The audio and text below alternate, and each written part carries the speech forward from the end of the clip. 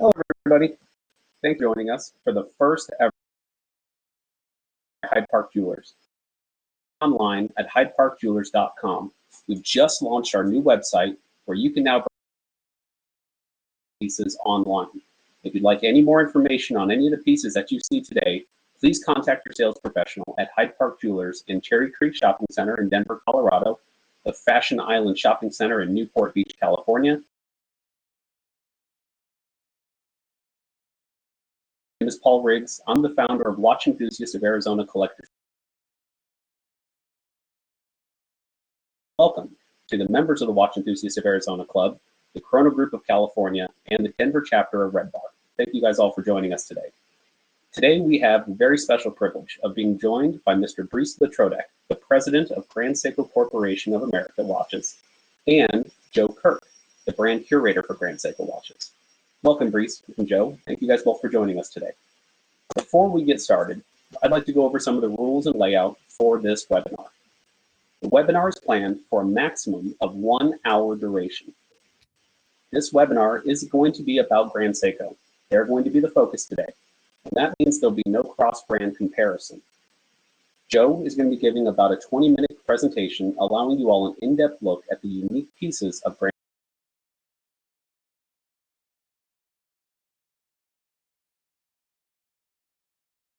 to Brice and Joe for them to answer live for you. You scroll down, you're going to find a section that actually has an area to submit your questions for me to ask live. As well to the right, you're going to find a selection for the polls that are going to pop up with different questions throughout the webinar for you guys to answer for us. If we run out of time and we're not able to get to everyone's questions, you can submit your questions directly to me at priggs@hpjewels.com or refer to the newly redesigned website at hydeparkjewelers.com, where our Grand Seiko collection is available to explore from the comfort of your own home. Now, it's time to get what you all been waiting for. Joe, please show us what you have for us.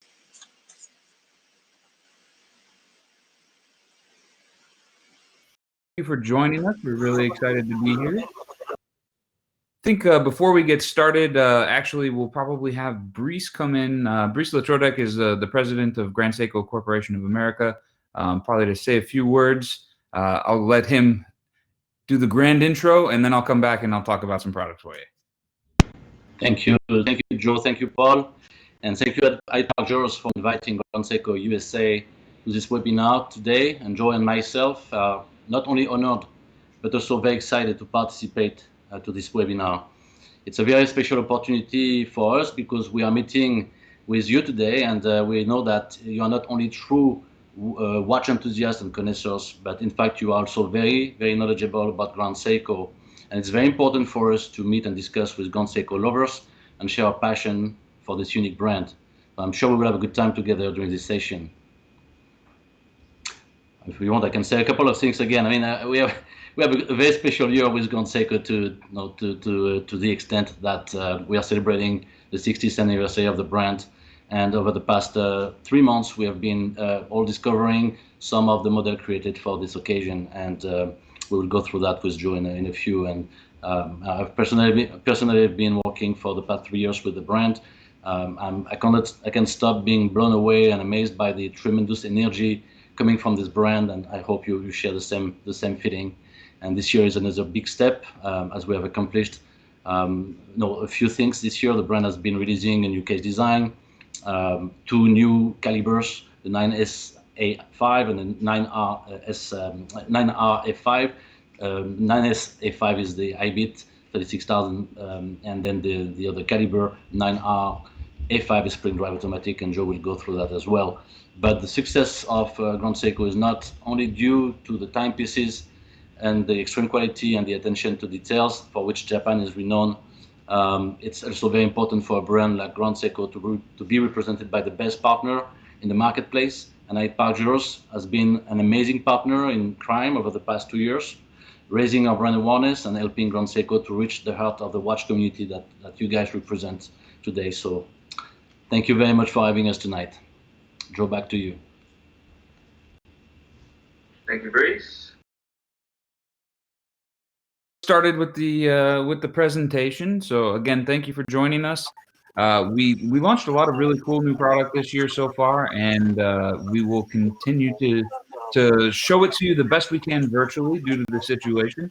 But basically, we're going to start with our sport collection. So first and foremost, we know this is the 60th anniversary of Grand Seiko. A very big year in Japan. 60th birthday, let's say, is a celebration of rebirth. Right. This is you've completed a full zodiac cycle, and the celebration of the 60th birthday is basically a celebration of your new life, your rebirth. So 60 in Japan, very significant number, and also, of course, there's 60 seconds in a minute, 60 minutes in an hour. So there's significance in the horology aspect of it as well. So what's going to be coming soon to Hyde Park, if not delivered already, is our new tough quartz design. And the tough quartz was really sold only pretty much in Japan in its introduction in end of 2018. This year, we're reintroducing it to not just Japan, but the global market. And we're making a special limited edition that's going to be available very soon. So if we can go to the next slide, I can show you so you'll notice that the bezel is blue on this. It's on a 3-piece stainless steel bracelet, and it has very faceted, dramatically faceted lugs. So this design, one of the key things that stands out is that the bezel is blue, and this is actually zirconia ceramic. So this is one of the new aspects of Grand Seiko in the sports collection, is that we're including zirconia ceramic, not a bezel insert.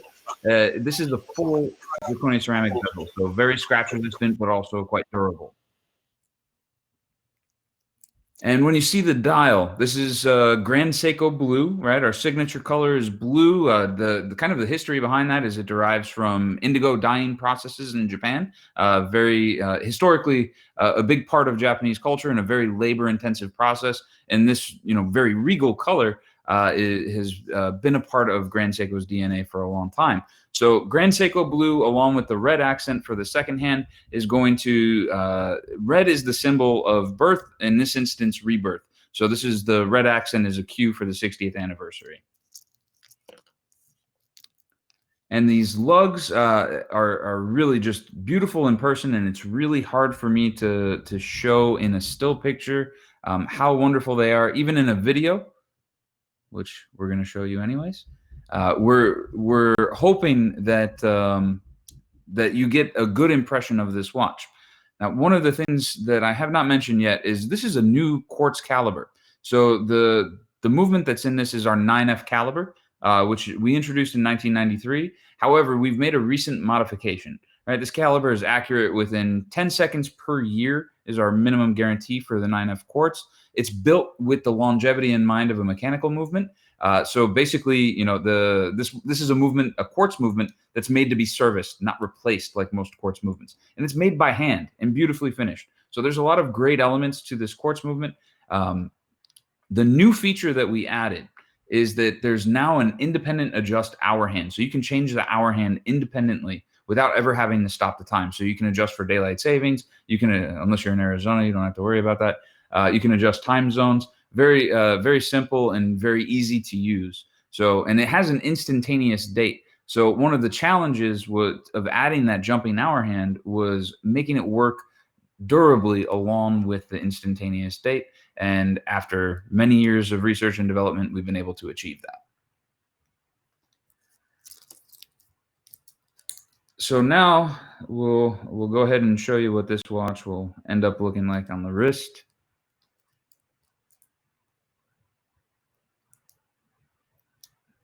Hopefully.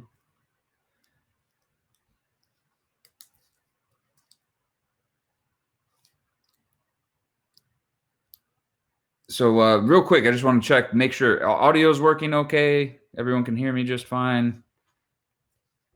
The video. That's great. I'm very glad to hear that. So we're just waiting on the video. I apologize for the delay. We'll get that up as quickly as possible for you.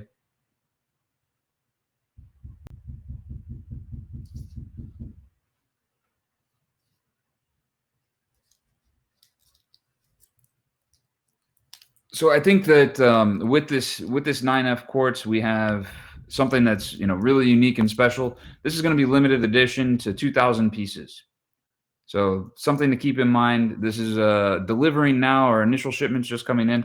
2,000 pieces worldwide, though. This is not just for the U.S. or anything like that. That's it's not a lot. It's one of the higher quantities of limited editions you'll see in Grand Seiko, but still, at that 2,000 pieces is definitely not a large quantity by any means. But you have to keep in mind also that the movement, the 9F quartz, has over 130 components, which is comparable to most, let's say, standard automatic movements, and is all hand assembled. So it's not your typical run-of-the-mill quartz. So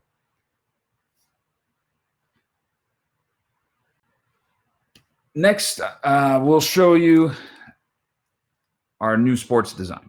So this design has actually been in Grand Seiko for a number of years. You'll notice a very distinct green, a vintage green, we're calling it, dial. And so the new feature of this is a two-tone bezel. So with this two-tone bezel,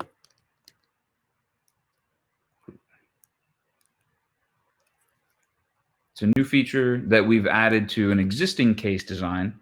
So this new case design, this existing case design originally came out, again, in Japan. When Grand Seiko was only sold in Japan, this is going back to around the 2005, 2006 era. They introduced the first Grand Seiko spring drive GMT. And this reference number was SBGA427, still existing today, but now 201, on a stainless steel bracelet, black dial with a sapphire crystal curved insert for the bezel. And all the numbers underneath are luminous, right? We use a proprietary luminous material called Lumibrite. And so it glows in the dark really well. One of the very few Grand Seikos with lume, but it's most applicable to our sports models. And so this design, even though it's 44 millimeters wide and tall, because spring drive, I mean, this has almost 300 components in an automatic GMT with a date. That's a large quantity for not a lot of complication, let's say.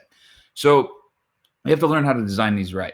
So by creating tapered angles on the sides, it makes it actually feel less wide than it is. And actually, a lot of the presence of the watch is the bezel, so the dial doesn't actually seem that big. But the other great thing is the short lug-to-lug length. So at about 50 millimeters lug-to-lug length, it wears very well on just about any size wrist. So we introduced initially, I should say, the vintage green with the two-tone bezel. So this is the new feature, right? We have a half-tone bezel with black on the upper part, and on the lower part is actually luminous material. And so on the vintage green is going to come on a brown strap, but we more recently introduced a dark navy, we call a midnight blue dial. And this midnight blue dial is going to have a blue bezel. So the coloring for the bezel is blue with the same Lumibrite half of the bezel. So these are going to both glow in the dark very dominantly.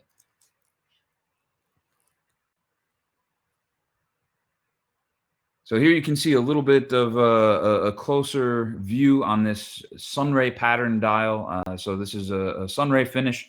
One of the things on the original model, the SBGA427 that I'm sure many of you have seen, probably tried on in person when you're at Hyde Park, is that it's spring drive.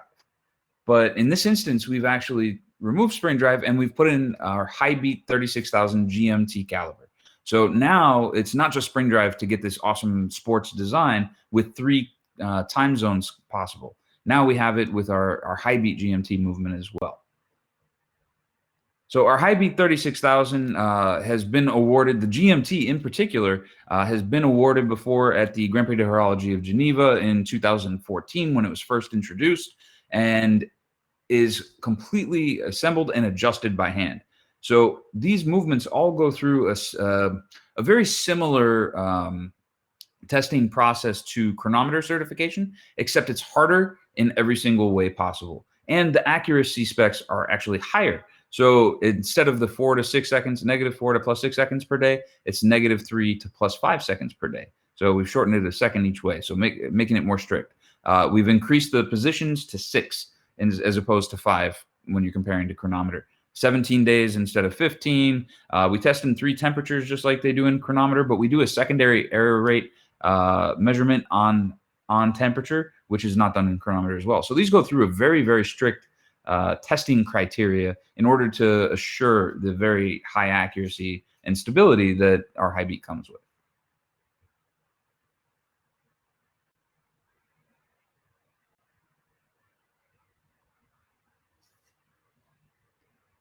So it looks like we're having a little bit of an issue with the video for some reason. I apologize. Maybe we'll come back to the video in the end.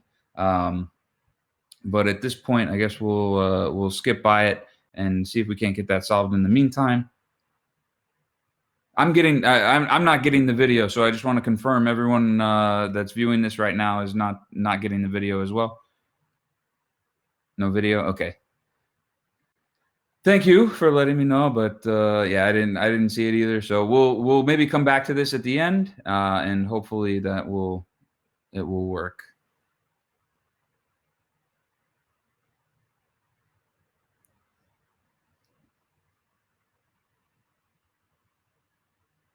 Oh, Damon says, press the link, it works. Let's see. Okay, so if you click on the link, it will take you to the YouTube video.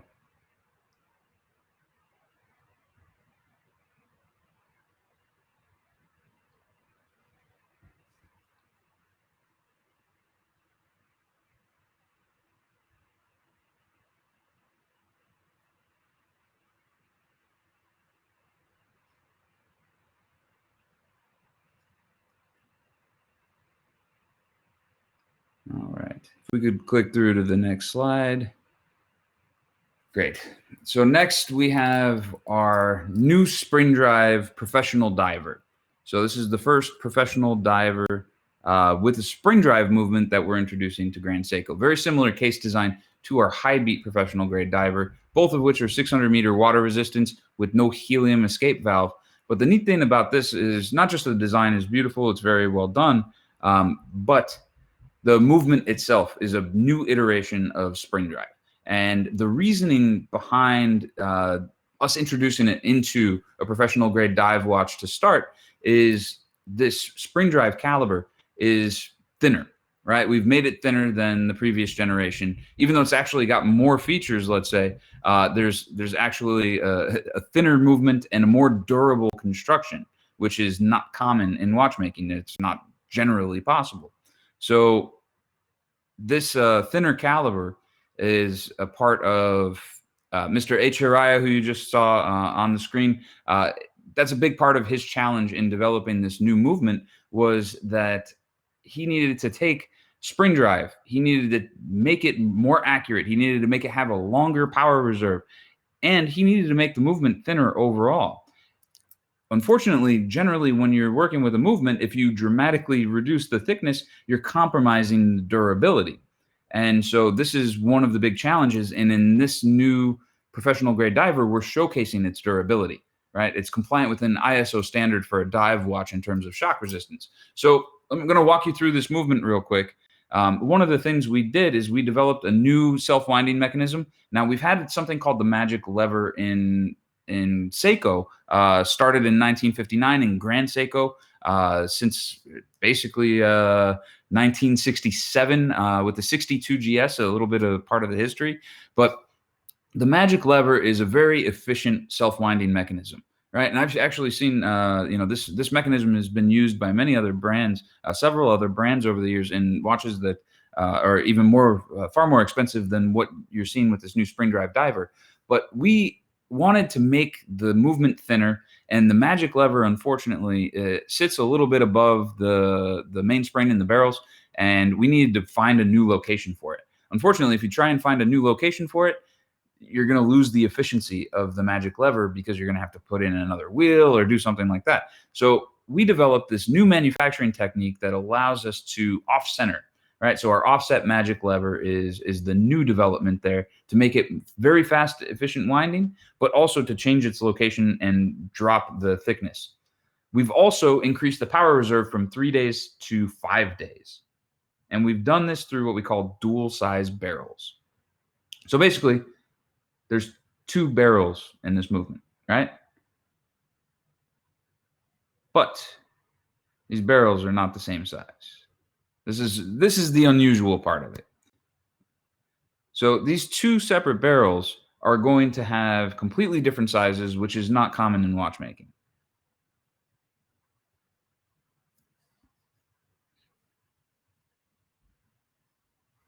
All right, so if you look at the barrel on the left, you can see it's quite small, and you look at the barrel on the right, it's quite large. If we had 2 barrels that were roughly about the same size, then there would be a lot of dead space in between them where they meet. So in order to improve the open space, the usable space in the movement, we decided to go with a small barrel and a large barrel and eliminate the dead space in between. And this is allowing for these well over 270 components in this movement to basically reduce the thickness, increase the power reserve, and all of these great features I'm going to teach you about here. So this is a huge breakthrough. The other big breakthrough is actually in the regulating mechanism itself. Spring drive is electromagnetically regulated, right? The escapement system is kind of a hybrid, and it uses a quartz crystal to obtain accurate time. But there's no battery, there's no capacitor, there's no storage of electricity or anything like that. Spring drive was revolutionary when it came out and still is very revolutionary today. However, we've exceeded and we've come up with the next generation in this revolutionary new adaptation of spring drive. And this integrated circuit actually houses the quartz crystal and the integrated circuit, but it has temperature compensation. So it corrects the quartz crystal's accuracy based on ambient temperature. This is something that we do in our high-end quartz that has now been applied to spring drive, which is the first of its kind, and it's ultra low power, so still does not need a battery or any outside power source, right? It's all coming from the mechanical energy of the automatic movement. And this is the first time you're actually able to see this integrated circuit in a spring drive movement. We've actually made the integrated circuit, the IC itself, is actually more durable and more resistant to all the outside influences that could potentially affect it.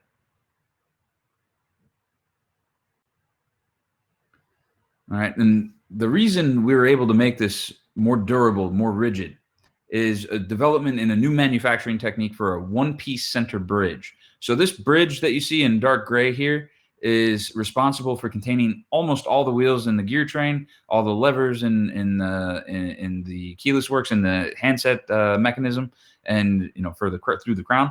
And basically, like, everything about it is constructed to be more stable, more in place, and more shock resistant at the same time too, and also because of this, more energy efficient. So it's there's no wiggle room, there's no play. So this is a huge benefit for this new caliber that allows us to make this 5mm thick movement very, very shock resistant, enough to be compliant with an ISO standard for a dive watch. And that was the big problem with the development of this movement and trying to incorporate, high rigidity. So I hope this helps explain it a little bit better. And the other great thing is it's pretty, right? What good's a movement if it's not beautiful to look at? So in terms of how Grand Seiko approaches aesthetics, in terms of beauty, right? The influence directly comes from the nature surrounding the studios where the watches are made. And in this instance, you can see the frosted finish that's going to emulate the frost that's found in Nagano, or the Shinshu region of Japan. So the other element of nature in its design is that the jewels and the blued screws in their arrangement are to emulate the starry, cold night sky in Shinshu as well. So you have the frosted finish, you have this beautiful starry sky. You even have a new finishing technique. If you look all the way to the left where you see the integrated circuit, there's a new, what we're calling petal finishing that this is a new top secret technique that we have developed. So there's a lot of really cool elements in this design The other big thing, though, is that if you look at the beveling's actually rounded. And typically, you cannot get this in a watch that's around $10,000. You're typically paying for rounded beveled edges.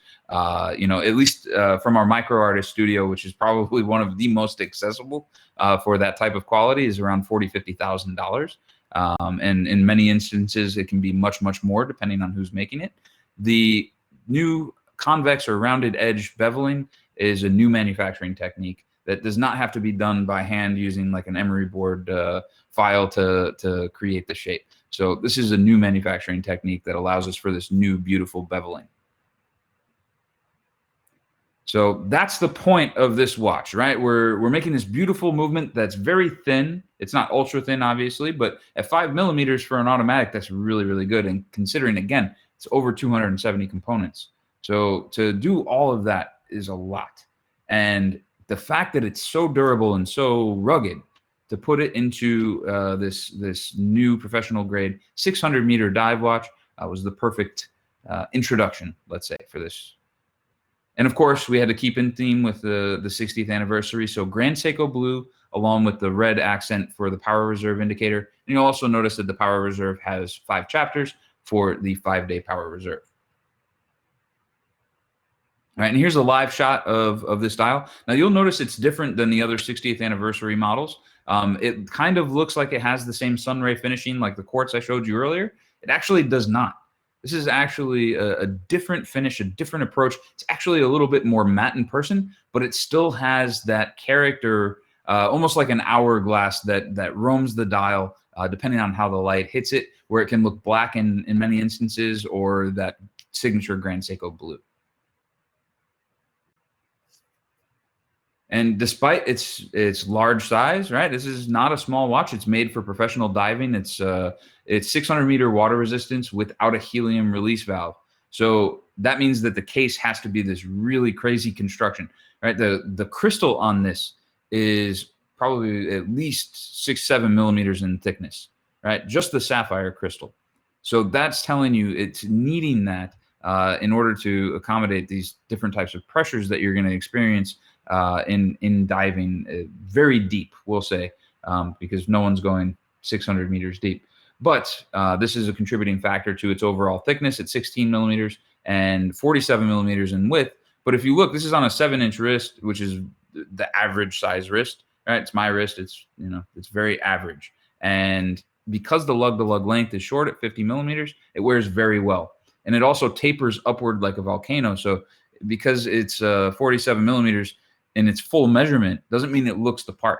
So at the widest point is where it touches your wrist, just so you know. And then it kind of tapers upward. Yes, the crystal is much thicker than the movement. I just saw that pop up in the chat. Here we go. So here's the video. All right, and we'll go back and we'll show you the other couple of models. But basically, you know, again, we're talking about a 7-inch wrist.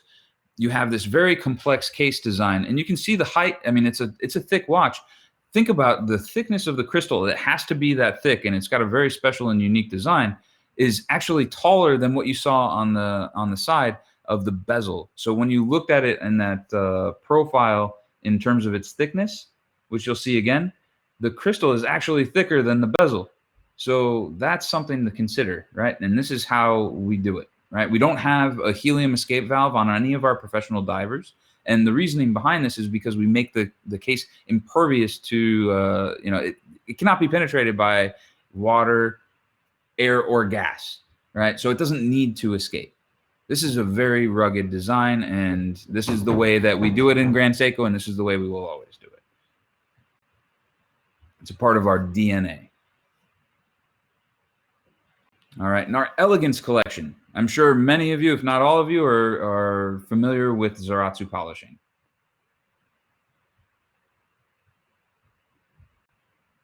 Yes, good.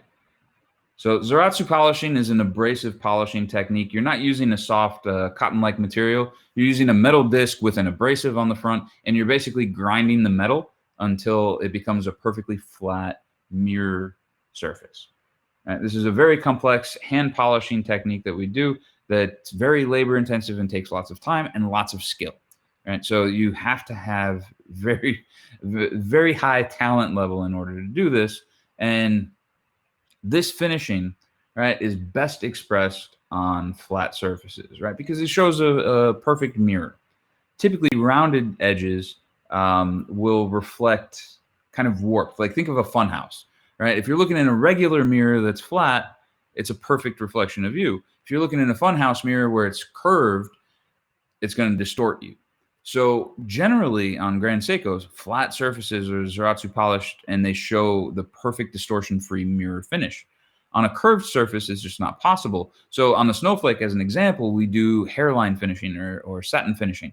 And this way you don't have the distortion. It's still Zaratsu polished. The technique is still the same, but the expression, the final result is not as ideal, let's say, compared to a flat surface. However, through many years of research and development, we have now developed a new version of Zaratsu polishing for our Elegance case collection that allows us to create a perfect distortion-free mirror finish on a dramatically curved surface. So the new Elegance case that you'll see in this model, SBGA427, is utilizing this new polishing technique, and any other that shares the same case design. So what I'm going to do now is I'm going to show you two new models that are utilizing this case design. One that was announced silently is an Urushi lacquer model that is hand-painted by renowned artisan Ishu Tamura. Mr. Tamura has done a lot of collaborative work with like Sailor pens and a wide variety of Urushi lacquer wear, Yamada Hayendo and stuff like that. So he's done a lot of really cool pieces of art for many different companies, and he's doing the dials for these Grand Seikos. Now, what's very interesting about this is this Urushi lacquer, he is actually cultivating from the Joboji region of Japan, and it's neighboring where they make the watch in Morioka in northern Japan. So it's a neighboring town that they're getting the lacquer from. And a lot of people don't know this. When it comes to Urushi lacquer, a lot of is outsourced, right? They don't have enough in Japan. So Japanese Urushi lacquer is very, very expensive and very, very rare. It makes up only about 20% of all the Urushi wear that's used in Japan. So very, very interesting. And every single marker is hand painted using solid gold powder. So the GS logo, the numbers, and the markers are all done in either 24 karat gold or pure platinum powder.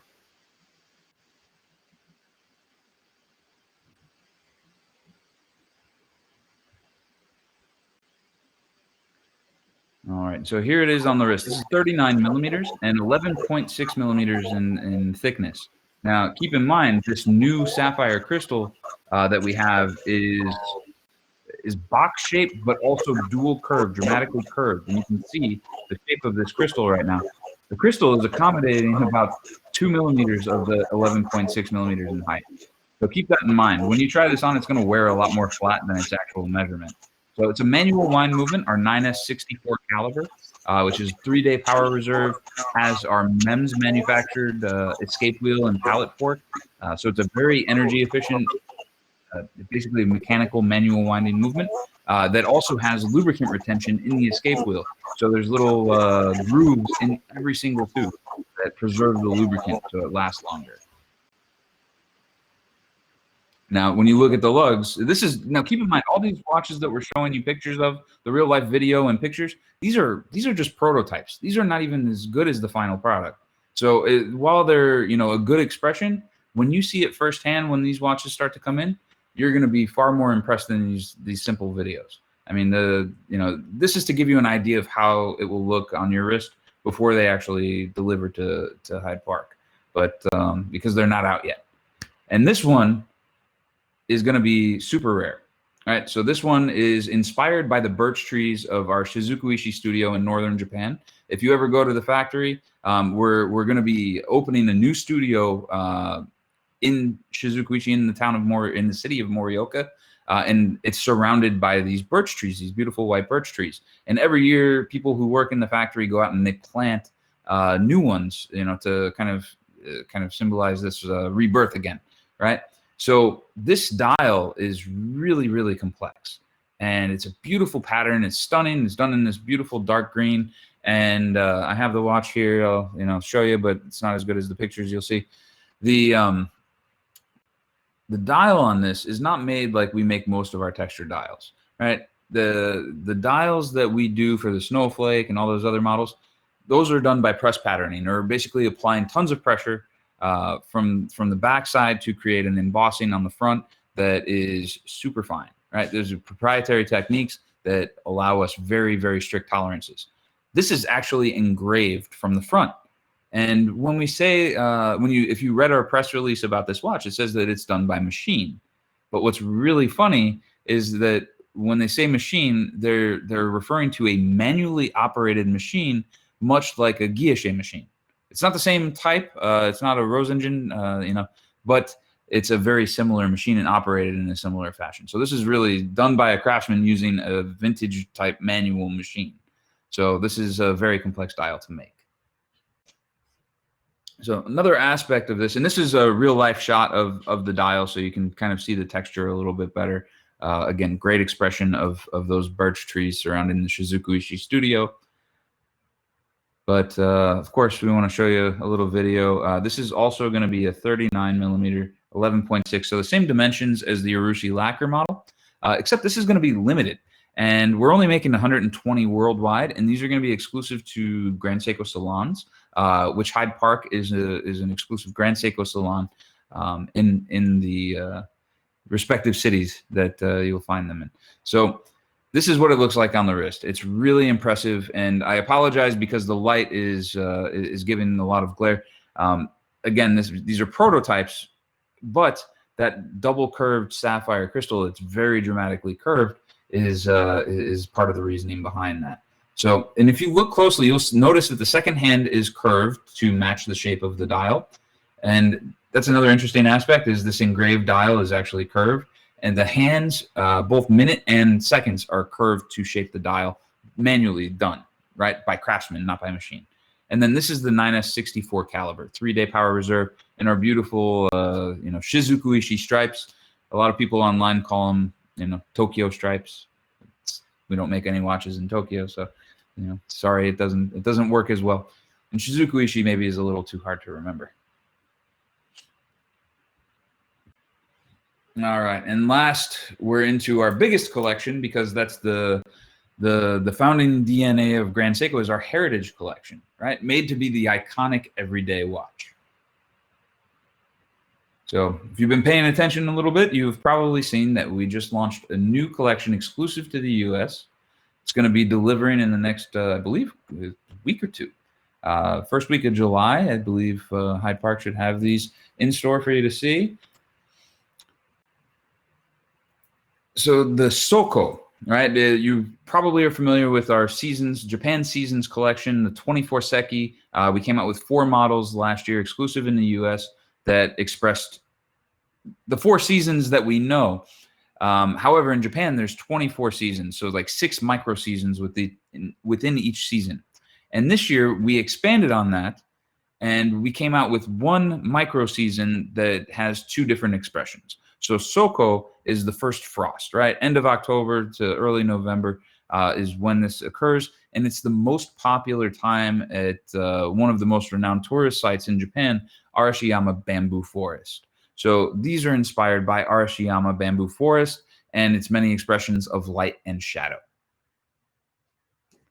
So first you will see that these are both spring drive 9R65 caliber, right? But they're in a 39mm case, which I think people are going to be very excited about. The 9R65 is made in our Shinshu watch studio, which is less than 3 hours away from Arashiyama Bamboo Forest. So it's not that far driving by car. The 9R65 typically, like the Snowflake as an example, is 5,800. So to give you an idea, these are going to be in the $5,000 price point. Light is going to be the silver dial, which is going to come on a 3-piece bracelet with a brushed finish, but is going to include a brown crocodile strap with matching green stitching.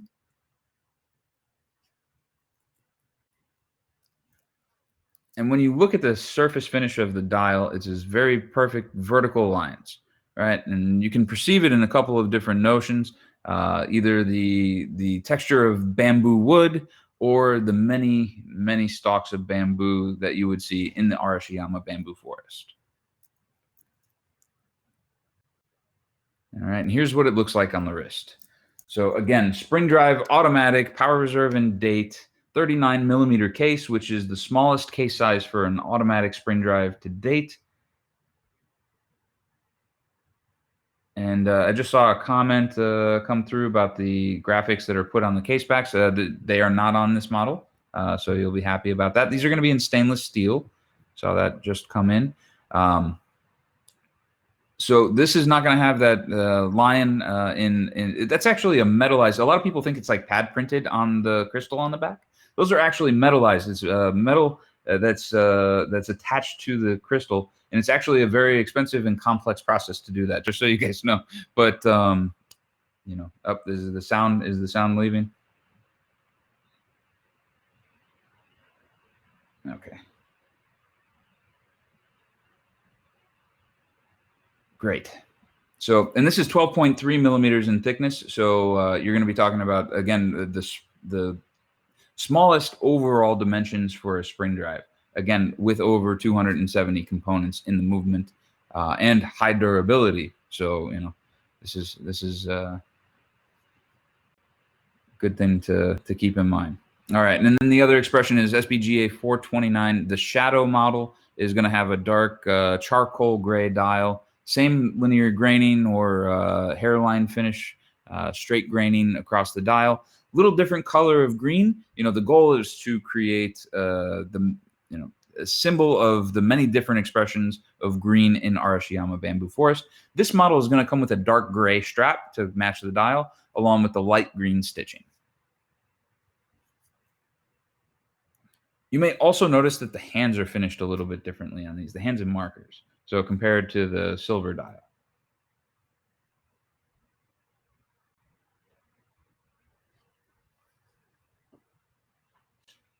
So here's a brief video just to show you again on the wrist that dark gray. I mean, so far it seems like this is kind of the winner in the popularity contest between the two, but we've been proven wrong in actual sales after watches hit the market. So it'll be interesting to see what happens after this watch has been in the market for, you know, the first few months. They're both really beautiful in person. Again, pictures and even this video and everything are not going to express, you know, here you can see the difference depending on how the light hits the dial. It can look kind of a warm gray, light gray, and then just dramatically change to black. And you can see that kind of gradient in between. So these dials just are really hard to capture in person, even in the video. So very beautifully done and a great price point at $5,000, which is including, you know, you got the open case back, you've got the included leather strap with deployant clasp. So all of that's included in the package for $5,000. All right, I know Paul said it was going to be 20 minutes. I'm long-winded, so I apologize, but at this point we'll show you the last couple of videos here. Here's the SBGP015 is the reference number on this, our tough quartz case design with the zirconian ceramic bezel. Again, super, you know, 40 millimeters wide. In terms of overall thickness, you know, it's a little over 11 millimeters. It's not bad at all. And again, you know, you have a little extra height actually in the sapphire crystal on this one, about a little over 1 millimeter taller than the ceramic. So.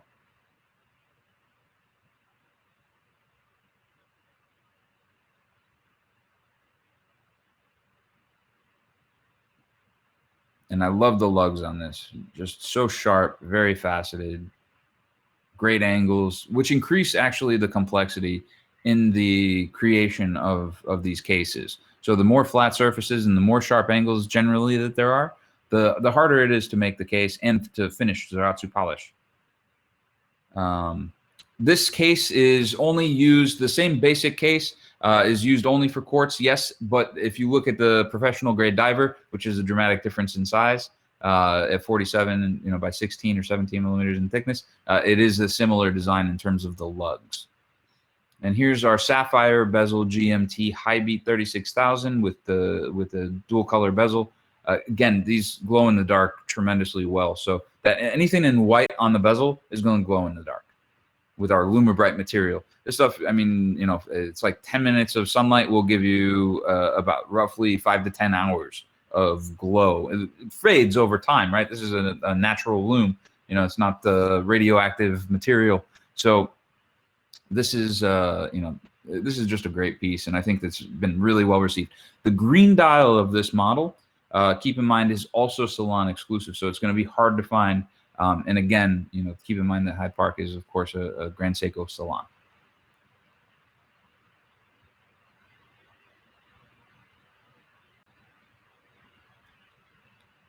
All right, I think we've made it to the Q&A session.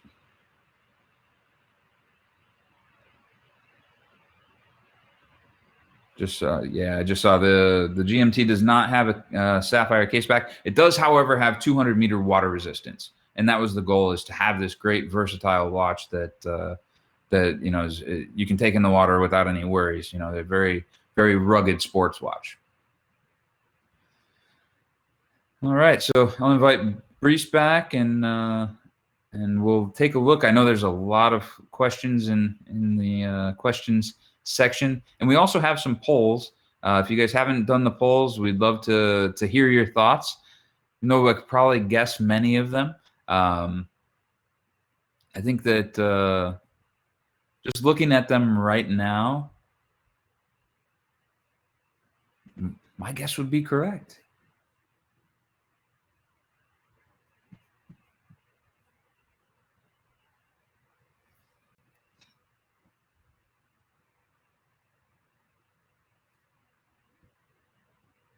All right. Well, I guess I'll go ahead and get started with the Q&A. I'll just move these off. Oh. I was happy to spot some of the US exclusive. All right. Okay. I don't know if it makes sense or if we can see anything. I don't think it will be really easy to show the size. No, I don't know how to do that actually here with the camera. Okay. So that's the SBGA429 that Joe was showing a few minutes ago. I don't know if we see something, you know, right now. Try to catch the light, but just a proportion of the watch on the wrist, 39 millimeters. I guess we want to see also the sister one. It's very hard to show, right? So I'm not going to show that so much here, right, Joe? I don't think it makes sense. But I'll let you go through the Q&A. I tried.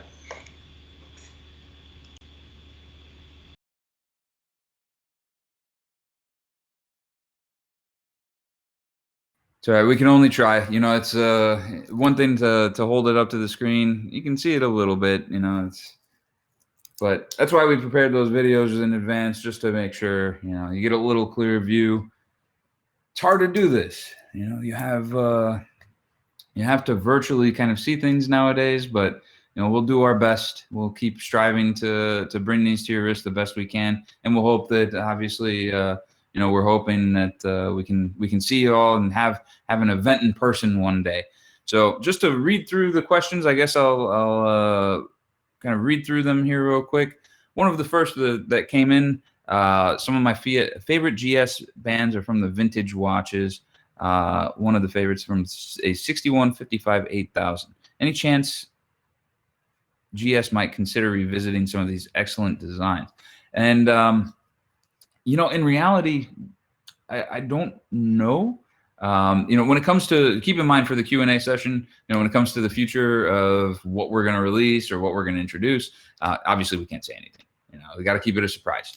But we'll do our best to explain the philosophy behind Grand Seiko and what may or may not be the benefit or hindrance in your questions. So a lot of the problems with, we'll just talk about vintage in general.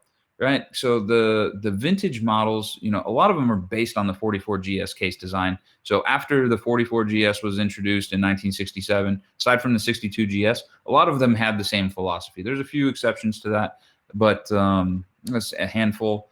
but you know, a lot of them kind of derail from Grand Seiko. Either they derail from the DNA or the philosophy of the brand in terms of durability and longevity. So the, you know, like bracelets and stuff like that that you see on some of the vintage models, very rare to find bracelets on vintage models. Case designs, you know, are maybe too similar to the 44GS a lot of the time. So there's I think some vintage appeal that you may see DNA, but a lot of the DNA for Grand Seiko today stems from the 44GS. And you always have to respect the past, but you always have to look to the future. You know, if everyone, the famous designer who designed the 44GS, Taro Tanaka, you know, if everyone was him, our brand would maybe be boring after 60 years. You know, it's all the same designs looking similar. So now we have different designers. They need to have their own creative outlet. And I think this is kind of the beauty of Grand Seiko is they look at his work as masterpiece, right? And they're inspired by that, but they don't want to just create that. They want to do something new and create a new name for themselves. So let's see. Will we ever make watches available for like custom order, let's say? I don't foresee that in the future, but you know, that's again, in the future, wouldn't know or can't answer even if I do. With the sapphire bezel divers, blue and green being Hi-Beat, will the spring drive models remain? Will they be updated? So the spring drive models will remain. Yes, they're a core part of the collection. Now it's just diversity. You know, it's expanding the brand a little bit, the collection a little bit, the design. You know, the SBGA427, the original model, has been around for a long time and is one of the most popular Grand Seikos. Maybe even the most popular sports model, I'm pretty sure. Between that and the SBGA429 diver. So I don't think we'll see any deviation from the current models as it stands. And we just introduced like a two-tone with yellow, gold, and blue accents. So, you know, that's a pretty, you know, awesome watch. And I'm not generally in the two-tone, but that thing's amazing. When do we get a 9R-A5 in a different case? This is made for a thinner watch. Well, I can tell you that, you know, we spent a lot of time on research and development on the 9R-A5, and I don't think you'll just see it in one watch. When, where, how, that I can't answer. But, you know, I don't think that this movement is going anywhere anytime soon. It's around for the long term. We just maybe have to wait some time to see more. All right, this is a very good question pertaining to high-beat movements requiring additional complex maintenance. So do they need more service? In theory, yes, a high-beat would need more service or more frequent service intervals based on the fact that they're beating faster, right? There's more collision and more friction. So, and the lubricant would dissipate generally faster. However, because of the lubricant retention and many other developments that were launched in our 9S 85 and 86, thankfully, you know, we were able to engineer ways around these frequent service intervals. So you're actually looking at a movement that's probably able to go longer than most just general lower beat watches, which is amazing. You know, it's all this development. You know, I always tell people that our mechanical movements are made based on heritage and history, right? Like it takes tremendous skill to hand adjust those movements, especially dealing with the hairspring. And, you know, the interesting aspect of that is a very traditional form of watchmaking, right? This is how we've been making Grand Seiko since 1960. But there's also modern technology adapted in manufacturing techniques. So we have a lot of big advantages. So maybe one day we'll do a webinar that's very thorough on that. But there's a lot of really good benefits for 9S. Let's see. Question that just said size. Sorry, I missed when that came in, so I don't know which model you're specifically talking about. Is there any plan for additional casebacks in the 9F quartz movement? I believe there's only one reference today that were sold in the U.S. There's actually been 2 references, but you know, a lot of people don't realize that 9F can't really shouldn't be, and most quartz movements shouldn't be exposed. One of the reasons why is the integrated circuit and also the quartz crystal typically are, you know, susceptible to interference from static electricity or UV rays or a lot of different things. Magnetism, you know, could have an impact on those movements. So they need to be really well shielded from all of those different things. So it's actually challenging and expensive to make a 9F with an exhibition case back. We do it, but it depends. I think like what the price point is going to be. If we did it to $2,600 watch or $2,200 watch, and it jumped it to 3,000, people may not want that. So I think that it's a great thing. I think that we'll do it again someday. I don't know for sure, but I hope so. We'll say that. So how is Spring Drive and Hi-Beat, or how are they tested after assembly? So they're assembled and then they're tested. So the movements are assembled and then they're tested. This is something, mechanical movements are more susceptible to deviation from position, shock, temperature than Spring Drive. Spring Drive doesn't rely on a balance wheel with a hairspring, right? And that's where all the error occurs in mechanical watches.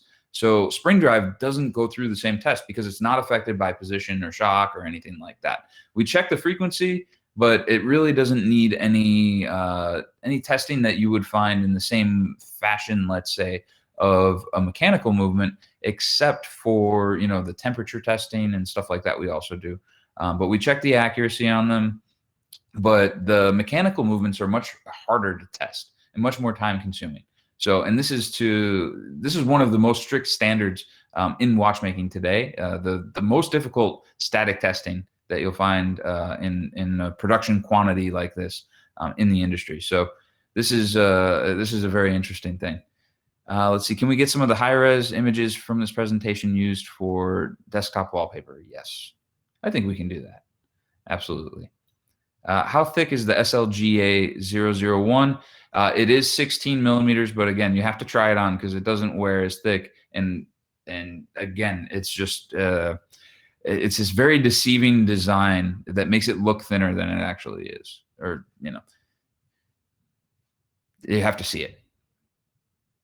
So the green dial only comes on the strap, but the bracelet that you see on the blue dial or from the Spring Drive will actually fit. So you can always order that separately.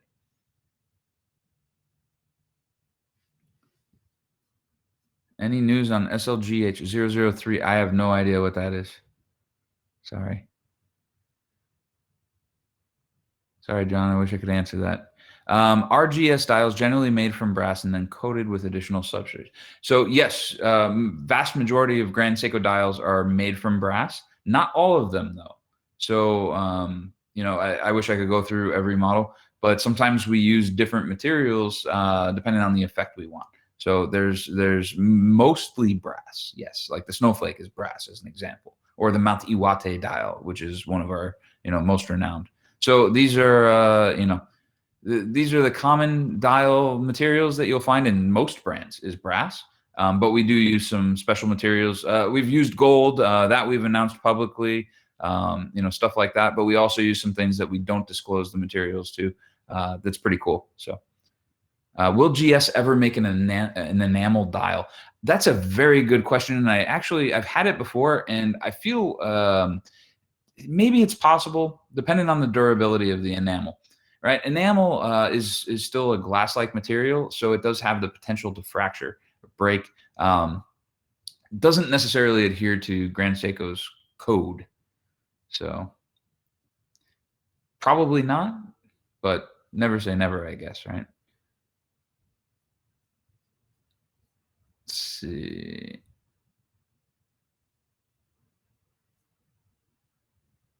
There's a question that's asking about purchasing and getting it shipped somewhere else. That I'll leave for one of the representatives of Hyde Park. I unfortunately can't answer that one. Let's see. Any plans for a white dial for the GMT? I love the SBGN005. So the quartz GMT. You would love to see a white dial variation too. Not that I'm aware of, but again, even if I knew, we wouldn't be able to talk about it. So maybe I'm lying and there is something, or maybe I'm not lying and I really know nothing. I guess I gotta just remain shrouded in mystery. Can we look at the larger 41 millimeter plus watches, please? So we're diversifying a lot more. Most of the stuff I showed you today, the newer stuff is at least the Heritage and the Elegance. 39 is kind of the size, 140 millimeter, but the diver and the two Hi-Beat GMTs that I showed you are both 44, and then the diver is 47. So definitely got some good stuff for you to look at. Really good question in the end here. Will the torque return feature in a high-end spring drive ever make it to a sub 10K spring drive? I highly doubt that. That is a development from the Micro Artist Studio. I don't know if you guys know this. The Micro Artist Studio creates the high-end Creedor and Grand Seiko models that are generally starting over $40,000. The torque return was developed in 2008 by the Micro Artist Studio, and one of the engineers and designers from that team came up with the idea and developed it. And I don't think you'll ever see it outside of Creedor or the top tier Grand Seiko. Like, it will always be applied only to their cream of the crop. And it's a very interesting mechanism that's very simplistic in a way, but at the same time, it's like brilliant watchmaking that maybe could have been done, 100 years ago. So cannot make it back through internet, so we will take the last questions, if any. We will have to shut down at 5 after. That's good. That's all of them. Any last questions for Blue? Sorry, I answered them all.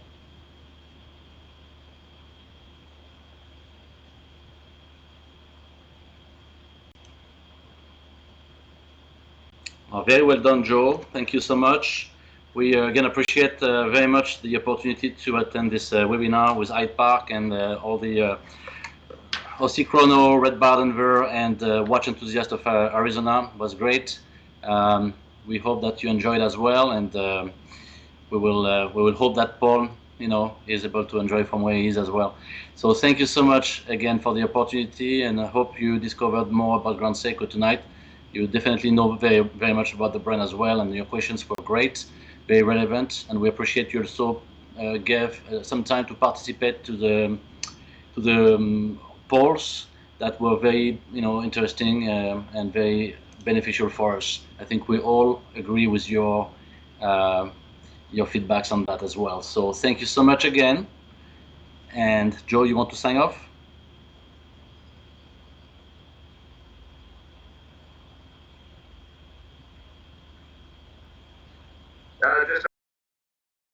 But thank you everyone very much, both to Hyde Park and everyone who joined us tonight. It's really great and some great questions, so we really appreciate it, and hope we answered them well enough as best we could for you. But thank you all, really appreciate it.